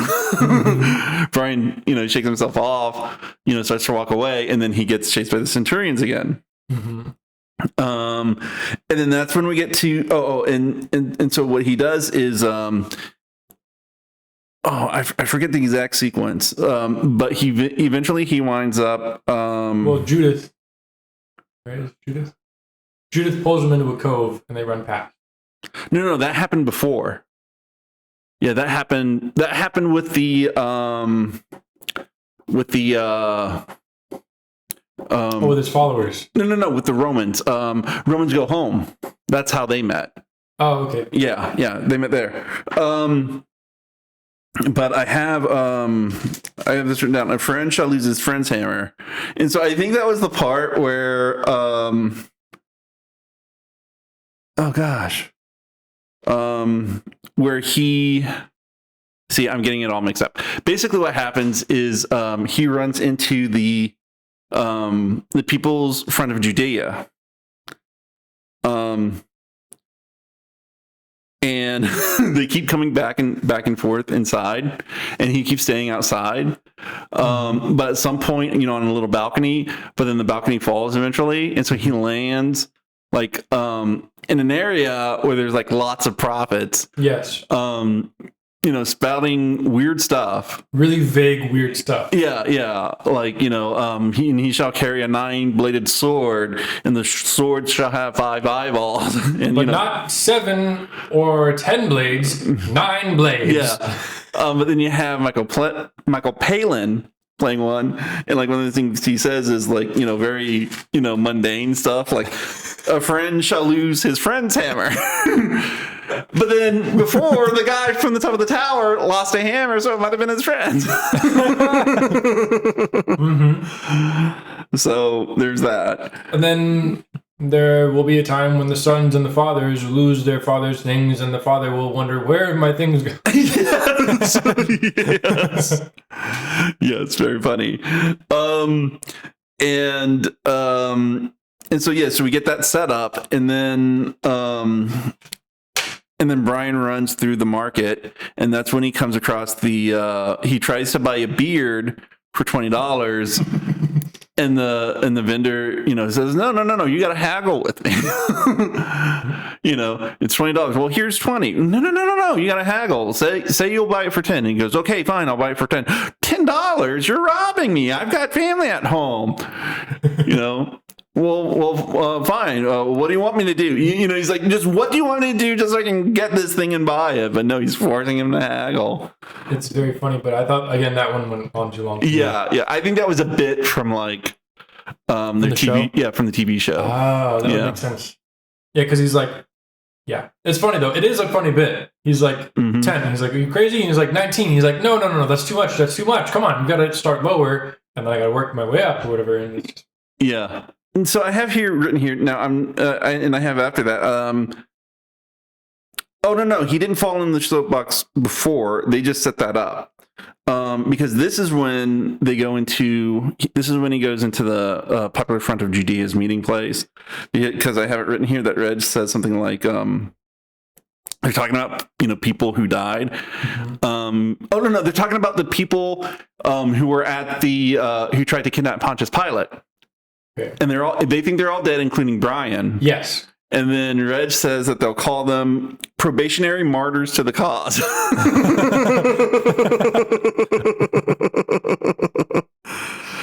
So, martyrs to the cause, but, probationary. They're not sure. They didn't fully join, I guess.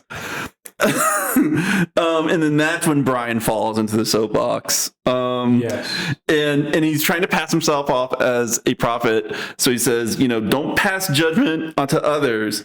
And because they might pass judgment onto you. Yeah. And he's saying these other very, very reasonable things. And so a crowd has started. And then he starts arguing with the crowd. But he doesn't want to be a prophet. He's just doing that so the centurions won't know that he's Ryan, and so they go away, and so he tries to get away. But he ended on a cliffhanger for one. Like he said, oh yeah.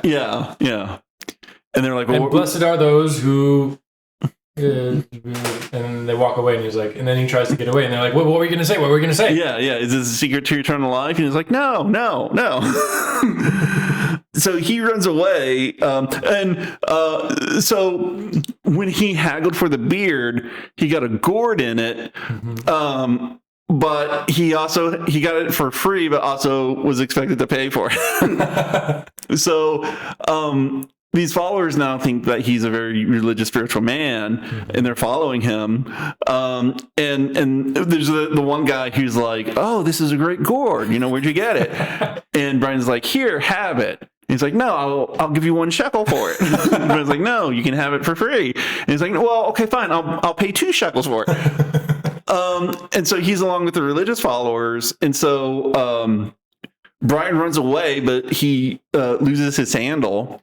And so the followers get to the sandal and they argue. They're like, it's a sign. Well, what's it a sign for? And they argue these different things about what him leaving his sandal behind means. But then you have the one guy who's like, no, it's not the shoe that's holy. It's the gourd.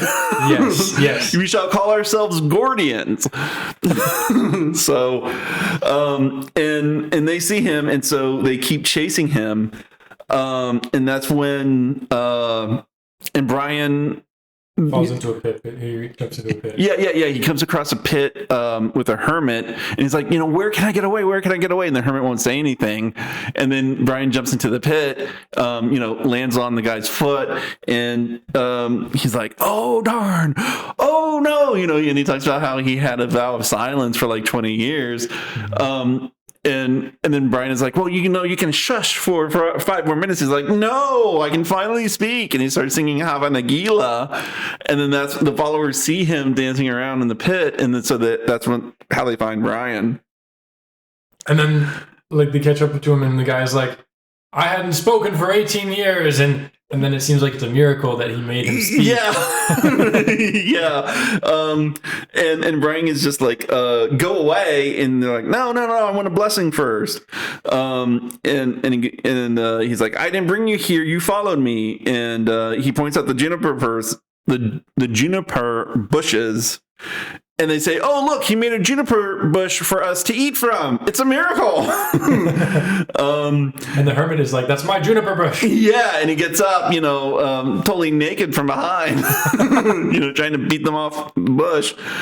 Trying to beat them off? And, well, I'm just kidding. And that won't be the end. That won't be the end of a man-ass that we see in this movie. And then there's a little front junk there too somewhere.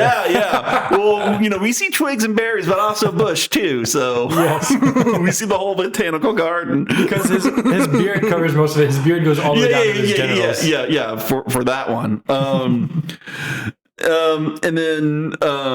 And then Brian says, I'm not the Messiah. And then John Cleese goes, you are the Messiah. I say you are. I should know. I followed a few. Yes. And they go, only the true Messiah would deny his divinity. And he goes, fine, I really am the Messiah. And then they go, you see, he is the Messiah. and he goes, yes, I'm the Messiah. Now, fuck off. And then he runs away, and then Judith, catches up to him. Mm-hmm. And then they spend the night together, and they spend the night together, and it's like a very idyllic pastoral, kind of sound coming. He's in bed with her. Wait, we forgot are you going to the morning or the still? What do you mean? For the next scene, are you talking about the morning or night? Whenever they wake up together? Yeah, when they wake up together. Okay, but first, when they go to sleep, it zooms out and looks at the world, and there's like a cock-a-doodle-doo. Oh, yeah. There's just like a British voice saying. Yeah. It's a British voice saying cock-a-doodle-doo as if, yeah. Yeah, sorry, I love that. I love that bit. I wanted to include it. That's a great bit. I that's the first time I noticed that. So, or it's the first time, it got enmeshed in my memories. So. There's so many funny things, stuff to keep up in this movie. Yes. And then they wake up, and he's naked, and that's when we see his man ass. And then he goes to the window and opens the shutters, and then that's when we see his twigs and berries. And then in the alleyway for that window is just filled with people. It's filled with the multitude of his followers. Yes. And I think they're like, good morning, but the thing is did you see what they were carrying? Yes. What were they carrying? The people on the left all had sticks with gourds on them, and were carrying gourds, and the people on the right side of the screen all had sandals. Yeah. And sticks with sandals on them. So already, he has 2 different denominations following him. Exactly.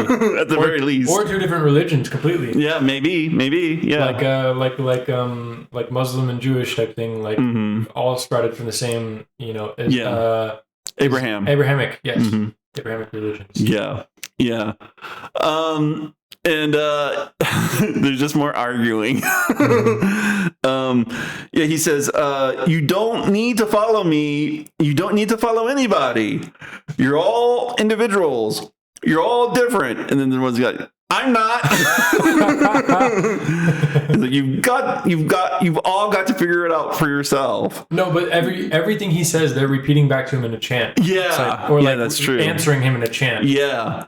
Yeah. And so they're like, as a huge group, they're like, we're all individuals. Yeah.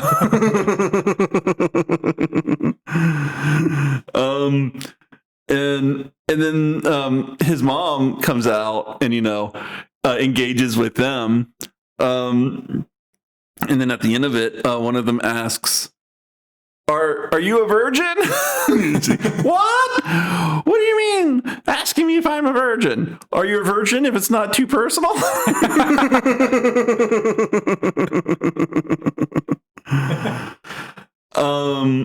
So yeah, that happens. And then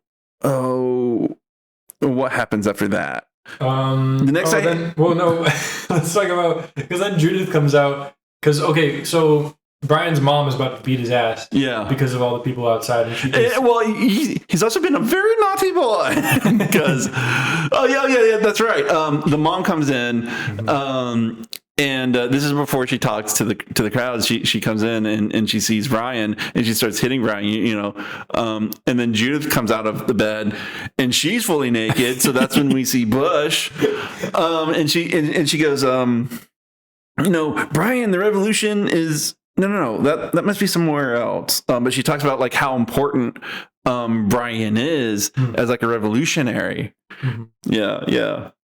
It's just so funny though that, because you don't usually see female nudity played for comedy. Yeah. So it's just it's very nice. Yeah.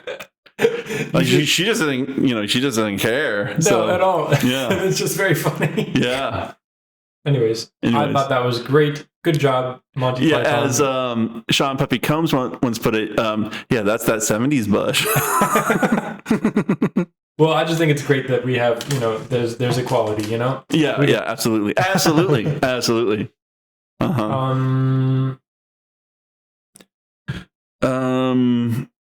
And so,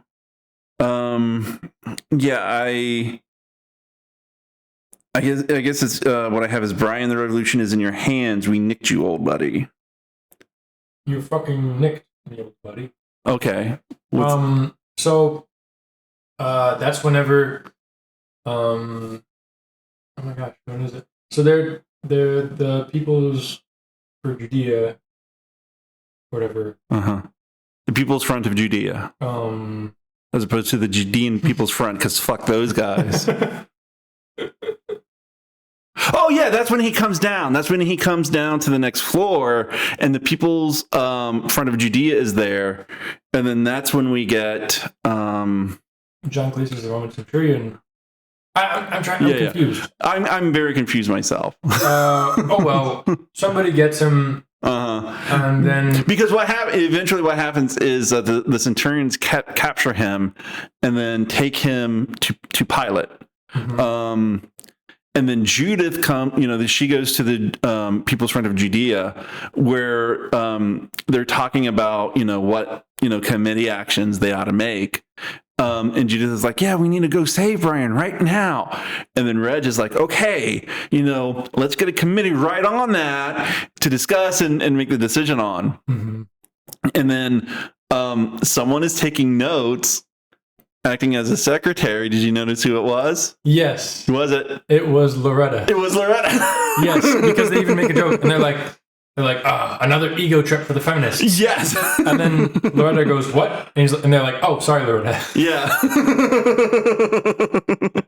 I did write down a little ego trip from the feminists. I did write that down. Mm-hmm. And then that's when we get to Pilate will release one wrongdoer. And what we said before. And then and so yeah, and so Brian gets convicted, And so he gets in with they're going to crucify 140 people. Yes. And the guy's like, oh, crucifixion? Okay. There's a Roman centurion, and he's like the head of the prison warden or whatever. Mm-hmm. And like all the people who are on death row, they're lining up and going through a line, and he's like, crucifixion? Oh, pick up your cross on the left and walk it down or whatever like that. Yeah. Very nice. Very, very nice. The nicest person in this movie. And then, go ahead, yeah. And so they're out on the street. And he's like, okay, let's. Wait, not first. One second. I'm sorry. There's another guy. Uh-huh. One guy comes through, and he's like, "Oh, actually, I'm in the wrong place. I was supposed to be just getting a lashing or something like that." And he's like, "Oh, okay, go for it. As you are." Or no, he's like, "I was supposed to be free. I'm in the wrong place." And he's like, "Oh, I'm so sorry. Go ahead." And he like lets him go. And he's like, "I'm just kidding. I'm actually here for the crucifixion." He's like, "Oh, you got me. You actually got me. Now go get your cross." Yeah. So there's that part, and then they're walking down the procession with their crosses. They're walking down, and one guy's like, "There's a vendor on the street," and he goes up to one on the end, and he's like, "Here, let me hold that for you, while you get your bearings." And then that guy, the guy who had the cross, he just runs away, and the centurion's like, "What are you doing? Why are you loitering? Pick up your cross." He's like, "Well, this isn't mine, and the centurion's like, hurry up, hurry up." He's like, "Oh, okay." So he gets roped into, being crucified. And then while they're doing, just name one person to free, well, Judith convinces them for it to be Brian. But by the time that happens, they're already at the crucifixion grounds. Mm-hmm. And then that's when we see most of the people from Blessed Are the Cheesemakers. They're being crucified too. Yes. But also there was another guy that was like, "Oh, I'm Brian," and they're like, well, yeah, that's what happens next. Is Reg comes up and he's like, "Oh, okay, I'm sorry." Yeah, and he's like, "Okay, we're here to free Brian. Now, who's Brian?" And then it was the guy. He said, "Oh, I'm not here for the crucifixion. I'm here for some other punishment." He says, "Oh, well, I'm Brian." And then Brian goes, "No, you're not. I'm Brian." And then everybody else goes, "No, I'm Brian." And the guy from Blessed Are the Cheesemakers is like, "Well, me and my wife are Brian." That's a parody of a famous scene, Spartacus, where the Romans come up to the gladiators and they want to crucify Spartacus. And so Spartacus stands up and he says, "I'm Spartacus," but then his friends stand up and say, "No, I'm Spartacus. No, I'm Spartacus." So it's a very great subversion of that famous scene. And so they release, the kidder. That's the one they release. And then the People's Front of Judea shows up. Red shows up, and he reads. He's like, "Well, we're not here to free you," and so he makes a declaration. Saying how important and great this will be for the cause, and then they sing, "For you're a jolly good fellow," and then they walk away. Yes, I love that part so much. And then the Judean People's Front shows up. Their crack Suicide Squad. Yes, with some very problematic imagery attached. Oh yeah, yeah. They're like the Star of David and swastika combined. It looked like almost. Oh, I didn't notice that. Or maybe not. Maybe okay. I don't know. It looked like some sort of. It could have been like a throwing star, but I thought they had like a crooked angle at the end of the Star of David type thing. Okay, I'll have to rewatch that to make sure. It could have been more Japanese influence. Well, it definitely looked like they were in like a ninja armor. Yeah, samurai garb. Yeah, and so we're the crack Suicide Squad. So what do? They all take out. It's clearly Japanese because they're committing seppuku. Yeah. There's like a hatch in their armor that they all lift out like a door, and then they all just stab themselves. Yeah. And die. Yeah, and fall dead. And so that's when we get, and so that's when this movie becomes a musical. We get a musical number. Eric Idle on a cross singing, you gotta look on the bright side of life, But one of the other noticeable lyrics about it is he goes, life is quite absurd and death's the final word. So look on the bright side of death. Yes. Yeah. And which I find very, very poignant. Absolutely. Yeah. I was like surprised at that song at the end. And there's even like keep on laughing till the end because the last laugh is on you. But and he compares life to an absurd show, which is Shakespearean. You know, what's that? Life is but a stage and we are merely players. That's from Hamlet, right? Yeah. It's a strangely like touching and poignant song, like the lyrics. I was hoping they wouldn't make fun of it, and they didn't really. Like they did it a little bit, but not like it was actually like kind of beautiful. Yeah, very. Yeah, it's just I kind of want to look up the lyrics. Okay. Yeah, I know Eric Idle sung it, and I even think I'm pretty sure it was released as a single, like a standalone single for people to listen to. I don't know if they made the song like before, because I think I don't know if they played their bits on radio or not. And so, they also had comedy albums. But that's a wonderful way to end the movie. Sometimes I'll watch like YouTube videos about like ideologies or like philosophies or whatever. And when, instead of reading books, because fuck that. What a 20th century idea. Anyways, and they were talking about absurdism and how it's a sort of alternative to nihilism potentially, in that way of, live life even though there's no meaning, so what? Yeah, kind of a positive nihilism. Make it up as you go along, and who gives a shit? Yeah. Yeah, that's a good point. I never saw absurdism quite in that way before. I mean, but it's also like, what else are you going to do? Like, you can either laugh or you can cry about things, Yeah. Yeah. So you have to make that choice. Yeah. And that was a neat little, because, there's that moment in society or in my life where it's like, well, if you're not going to believe in this religion, then you have to just accept that you don't know what's going to happen. You might die and just become worm food. And you got to accept that, or you got to come up with a new god. Yeah. And so that's kind of what they're saying in this movie in the end almost is like, well, we just accept it and we're going to say screw it and make the best of it and laugh. Yeah. Yeah, absolutely. Before we go, we'd like to give a shout out to the bestest friends of the show on our Patreon. Thank you, Brian, for your support of the show.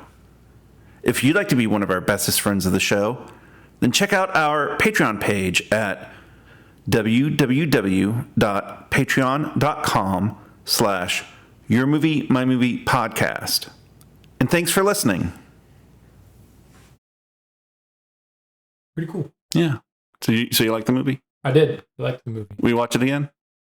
I probably would watch it again. This actually is a good Christmas movie to watch. Okay. Because I feel like it almost has a Christmas spirit in the beginning, and like, at the end, it makes it a little bit more Christmassy too. That humanity is screwed, but we're screwed together almost. Yeah. And that's where it's still hopeful in the end, even though this person is dying. There's still hope in the world.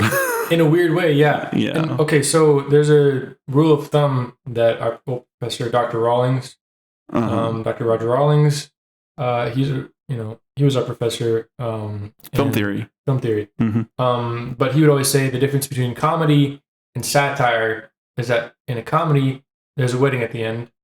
And in a satire, the world explodes in the end. Yeah. And this is almost like a weird happy middle. Where everyone dies in the end, but it's a community and it's almost like a hopeful whatever the fuck, it doesn't matter, it's okay. Yeah. So it's a weird it's like a satire still, but it's a hopeful satire. Yeah. Yeah. I see what you mean by that. Like, I get that vibe.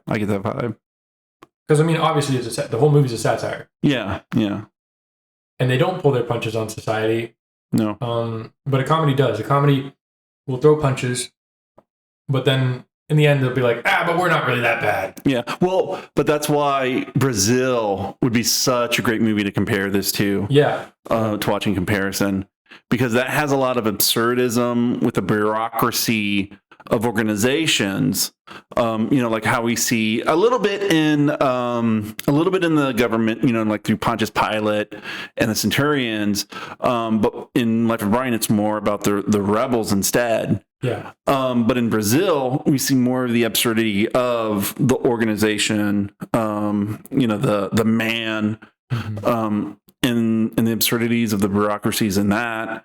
And that was directed by Terry Gilliam, and Michael Palin shows up at the end. Yeah. I forget, is he one of the torturers or inquisitors? Yeah, he's the doctor at the end. Okay. Yeah. Gotcha. Yeah. Depending on, I guess it depends on if you see the theatrical version or the director's cut. Oh, okay. Yeah, I definitely saw the director's cut. Okay, yeah. Well, I think. The theatrical one is the happy one. Yeah. Where it's just him flying off on the car. But the director's cut shows Michael Palin as a doctor after that. Yeah. So, yeah. Who knows? Maybe we could watch Brazil at some point. Yeah. That could be fun. Maybe the summer equinox. There you go, I guess. I don't know. Those are the two holiday movies, Life of Brian for Christmas and Brazil for summer equinox, as a balance to it. Well, Brazil is also a Christmas movie, though. Is it? Yeah, remember she's like, I got you a present, and she like unwraps her boobs. Oh, I've only seen that movie once, and it was a long time ago. Oh, okay, and he gives her a present too, I think. Okay. Isn't Robert De Niro in that movie? Yes. Okay. It is, for a short time. Yeah, at the end. Well, no, he's in the beginning a little bit too, but anyways. I definitely know he's at the end. He's in the beginning and the end, but he's not in it for very long. Maybe that'll be a Christmas movie sometime then. Yeah. Maybe. Okay, and that was Monty Python's Life of Brian. Yeah, we did want to plug the Real Play Games podcast you were talking about earlier, Steve, that you're often on. They're a friend of the show, and they're a good podcast. I listen to them. I especially love the episodes with you, Steve, because it's always fun. And you're great in them. But I listen to pretty much all the episodes. So. Okay, anyone in particular you've enjoyed so far? There's Something on the Ice is really good. Yeah, that's coming out now, like as we record this. Yeah. But there's also the wrestling one. I forget what that one's called. Oh, that one is Highway of Blood. Highway of Blood was really cool. I like that one. That's the one that got me into the show. Okay. Yeah. Yeah, that one was pretty fun. That one was pretty fun. Yeah. It was a good story. It was very fun. Very funny, too. Okay, thank you. But yeah, okay, so that was Life of Brian. Good pick, Steve. Thank you. And then it'll be my pick for January for New Year's. Exciting. Yeah. I'll have to come up with something. I will too. Okay. I don't know what I'm going to pick. We have to talk about our guidelines again for our... They're going to be very, very loose. They're going to be the loosest possible guidelines, so don't worry about it. Okay. Okay? Okay. Okay. All right. All right. All right. Bye-bye. Bye-bye.